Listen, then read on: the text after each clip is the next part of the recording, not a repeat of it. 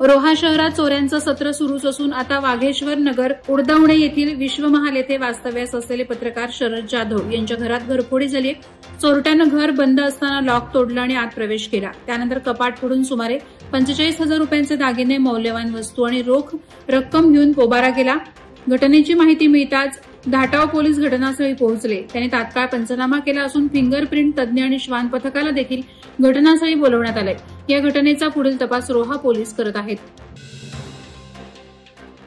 माणगाव तालुक्यातील चांदेवाडी आणि बोंडशेत गावात विजेच्या गडगडाटासह वादळी पावसामुळे कांदळगाव ते कोलाड अशी जाणारी महावितरणची हाय टेन्शन लाईन कंडक्टर तुटून विद्युत प्रवाहित लाईन माळरानावर पडल्यानं चरणाऱ्या 4 गुरांचा मृत्यू झाल्याची घटना घडली आहे। यामध्ये चांदेवाडी गावचे शेतकरी महादेव आंबेकर यांचे 2 बैल, चांदेवाडी गावाचे ग्रामस्थ आनंद शिगवण यांची गाभण गाय आणि बोंडशेत गावचे शेतकरी दीपक चव्हाण यांची गाभण गाय अशा जनावरांचा समावेश आहे।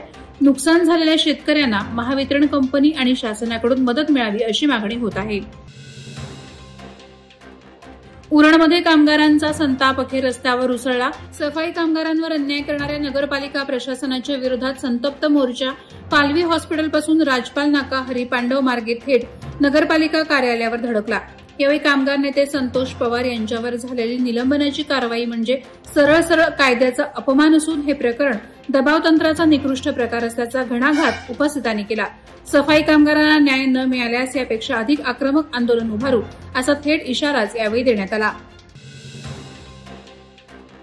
रोहा शहरात जोरदार पाऊस झाला। या मुसळधार पावसामुळे त्रिमूर्ती नगर भागात रस्त्यावर आणि घरासमोर खूप पाणी साचलं। गटारं भरल्यामुळे सांडपाणी रस्त्यावर आलं आणि लोकांची ये-जा अडचणीत आली।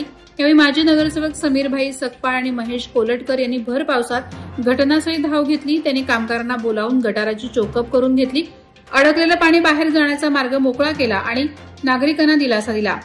आमच्या प्रभागामध्ये हस्तक्षेप कराल तर याद राखा असा थेट इशाराच महेश कोलटकर यांनी यावेळी विरोधकांना दिला। मुरुड तालुक्यातील काही भागामध्ये पिण्याच्या पाण्याचे हाल सुरू आहेत। स्वच्छ पिण्याच्या पाण्यासाठी वालवटी ग्रामस्थांनी मुरुड पंचायत समितीवर मोर्चा काढला होता। यावेळी शेकडो ग्रामस्थ आणि हिंदू मुस्लिम महिलांचा उत्स्फूर्त सहभाग, यामुळे हा मोर्चा उल्लेखनीय ठरला। यशवंत पाटील यांच्या नेतृत्वाखाली मोर्चाद्वारे बीडीओंना निवेदन देऊन तहसील प्रांगणात ग्रामस्थांच्या उपोषणाला सुरुवात झाली होती।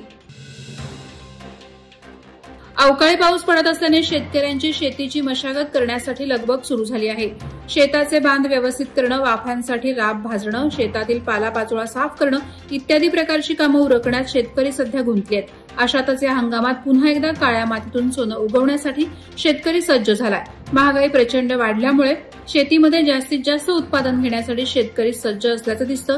उरण भागात मान्सूनपूर्व पाऊस पडल्याने काही शेतकऱ्यांनी खाडीपट्ट्यातील भात पेरणीची आणि मशागतीची कामं सुरू केली आहेत। वादळवारा लाईव्हसाठी न्यूज ब्युरो, रायगड। नवी मुंबई व रायगड जिल्ह्यातील ताज्या बातम्या आणि घडामोडींसाठी सबस्क्राईब करा वादळवारा लाईव्ह चॅनल आणि दाबा बेल आयकॉन।